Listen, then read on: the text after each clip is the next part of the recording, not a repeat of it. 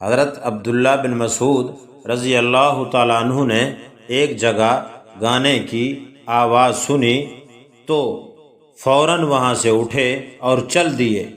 یہ بات حضور اکرم صلی اللہ علیہ وسلم تک پہنچی کہ عبداللہ بن مسعود رضی اللہ تعالیٰ عنہ اس طرح چلے گئے تھے، تو آپ صلی اللہ علیہ وسلم نے فرمایا ابن مسعود شریف آدمی ہے۔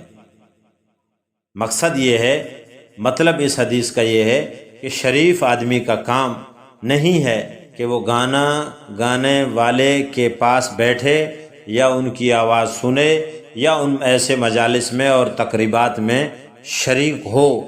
شریف آدمی ہمیشہ ان چیزوں سے بچتا ہے اور اپنے آپ کو بچاتا ہے، کیونکہ یہ چیزیں اللہ کی ناراضگی کا سبب ہیں۔